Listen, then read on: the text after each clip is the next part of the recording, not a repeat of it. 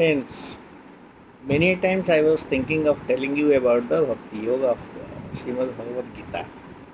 In this Bhakti Yoga, you can see that there are totally 20 stanzas. You have to read all the 20 stanzas and also understand the comments about it, understand each and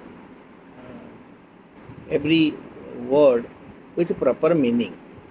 If you know that, then there is no doubt that you can understand the Bhakti Yoga. But why this Bhakti Yoga, that is the 12th chapter of Srimad Bhagavad Gita, why this Bhakti Yoga is really needed? Bhakti Yoga is the best of all the yogas written in Srimad Bhagavad Gita. That is, there are 18 chapters and this is the 12th one.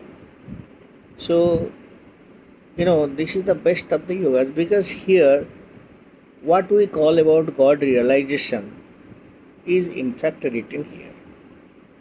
And this God realization, unless you are having a God realization, we are definitely not understanding any other thing. If you have to know something, then that is the knowledge, God realization. And thereafter you can really spring up and you can elevate your own soul. That is the major aim why we have come over here. Earning money or doing some job or getting some, doing some great business or making a good dance or entertaining the people, all these things are fine. They are great at their own places. But at the same time, what is your aim of life? The aim of life is actually to elevate your own soul so that in the next birth you go beyond your merits. Whatever merit you are now having, this merit will be fourfold in your next birth. So it's not much. There are 20 stanzas, you read it and then you have to summarize. Basically you have to summarize. See, first the Lord or Lord Krishna or Bhagavan, he has told to Arjuna that look, there are two types of worshippers. One worships the form and the other worships the formless. So form means like Lord Jagannath, he should look like this, or Lord Krishna look like this, or for that matter Ma Durga looks like this. So they make a form and put it either in the temple or in some forest or in the house also we are keeping the forms and we are worshipping them day in and day out. This is one thing. The other thing, what is the other thing is that there are other pujakas or the other persons, worshippers, who worship a formless. That means there is no form. Sanatan, there is no form.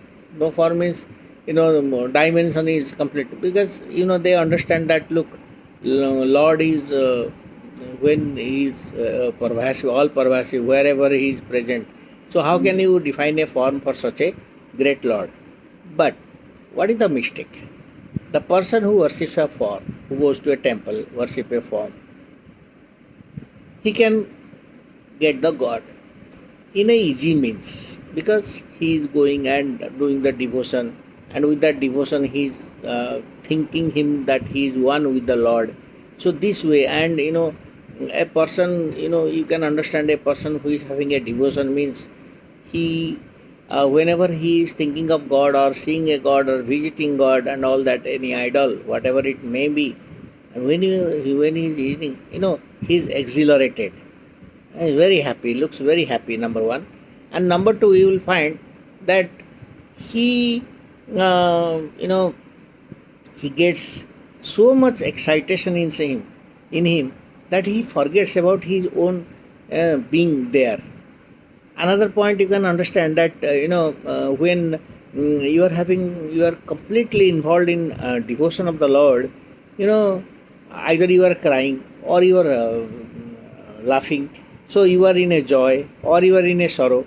So all these things you are there. So you can understand this way the devotion sprouts in a person when he is present in any devale or like a temple or under a tree where a God's idol is there, or in your own house when you are there, or you are doing some havan and you are having a God's idol and looking at the God and then doing all the havans. So this type of devotion which comes inside the human being, then by the devotion, by a continuous persuasion of devotion and worship to the formful God, you can get God. But the other one is formless. So why the formless is difficult? The persons, those who are worshipping the formless, they are verily coming to the God.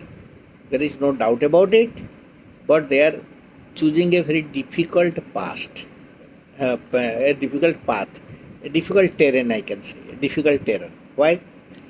Usually, all human beings are having a body, and the body is having a form, and that means we are having some ego for our body. So we call deha bhimana. So that means there is some ego for the body. Unless or otherwise that ego is out, unless or otherwise we are able to realize the God, it is very difficult to worship the formless. So the persons who those worship a formless, they are definitely getting God. And God is very happy to get such persons, because it is very difficult to get a person who worships the formless. Very, very difficult. So that means the person who wants to get a God by worshipping of the formless is the most daring devotee, I can say. So that is told in the Bhakti Yoga. That means there are two types of bhaktas. One is worshipping the form, the other one is worshipping the formless. In the formless, he can come to God, but it is conditional, because he should shun all bodily ego, number one, and he should be realizing the God. So God realization is also with him. How he will realize God? It is he has to pursue continuously to realize the God.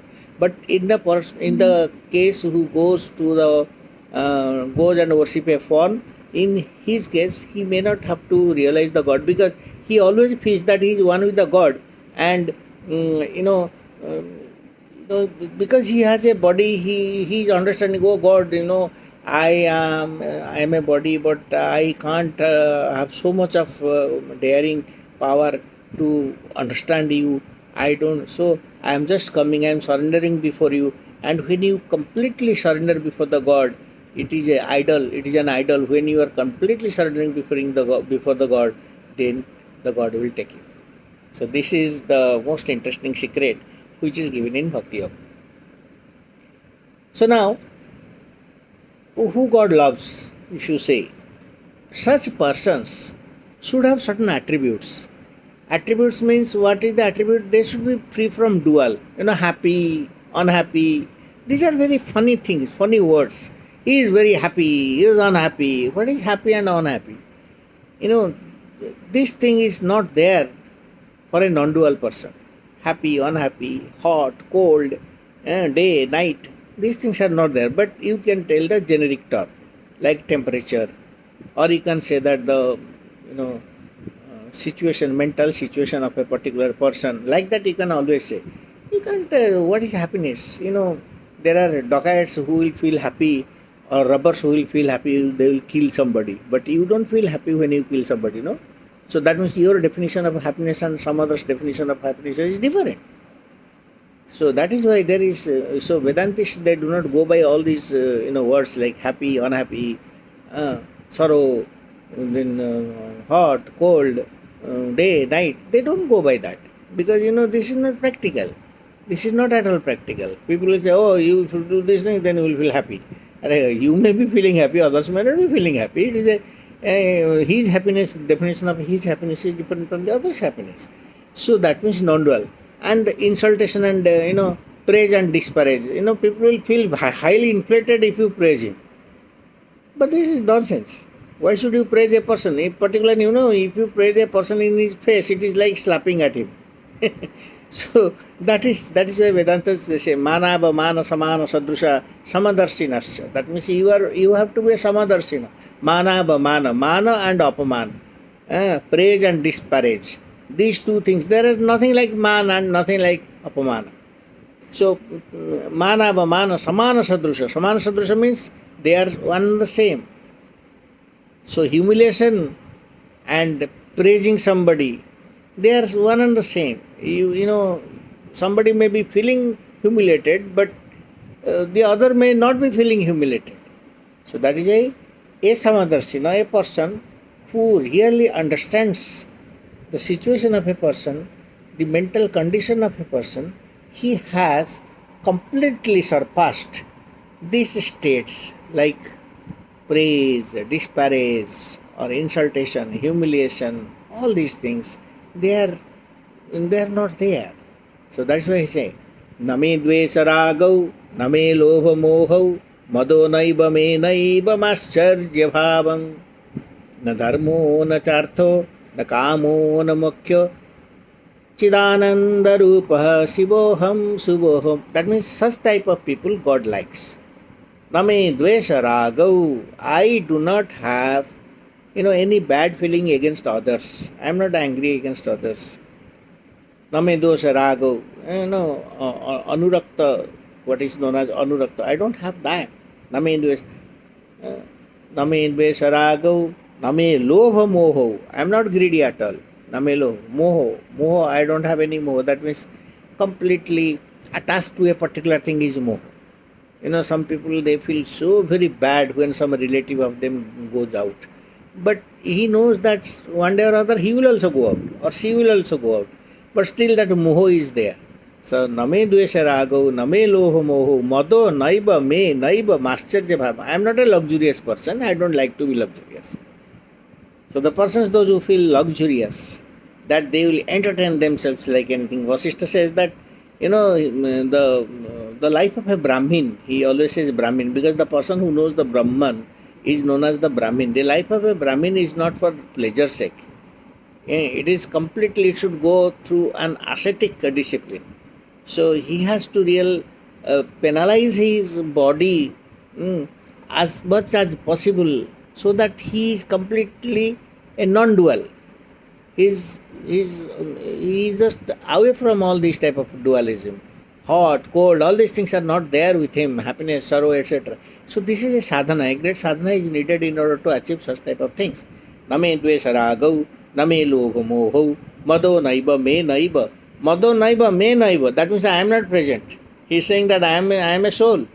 So I am not present over here. I am not bodily present. That means name me naiba mascharya bhavam. I don't have any mascharya bhav. Mascharya bhav means what? The luxurious thinking. I need so big building. I need so luxurious cars. So all these luxury type of things. This type of food, that type of food. Here, there.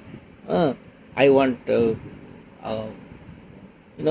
are many more things which I don't want to tell here, because you all know what is a luxury and how to maintain a luxury. So, name dvesha rago, name lobha moho, mado naiba me naiba mascharya bhavam, na bandhur na mitraha, gurur naiva sisyaha. That means I don't have any friends.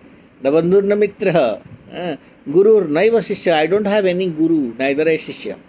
So, I don't have any disciple also. So, I am completely a God, involved in God's existence, and I know who is God, and I am with the God, and I understand that God is everywhere.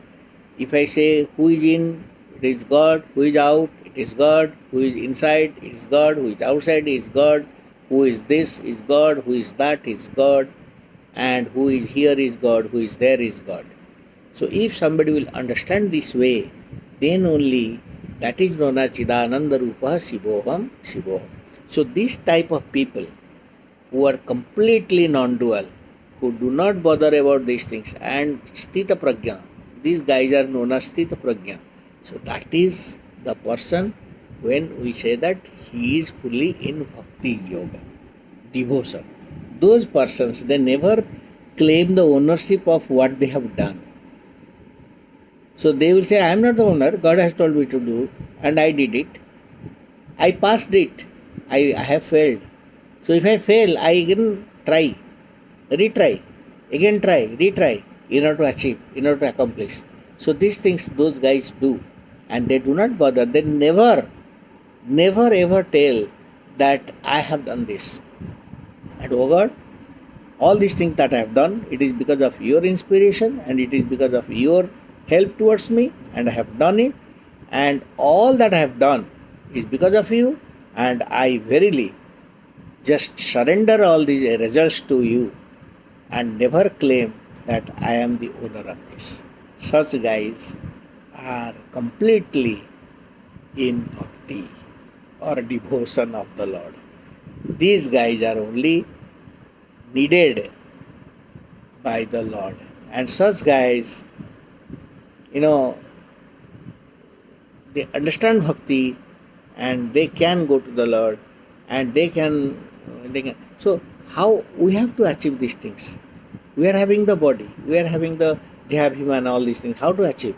So everything has to be done in the Gita or wherever in the Vedantas, wherever it is written, it is said that everything has to be done in a slow manner.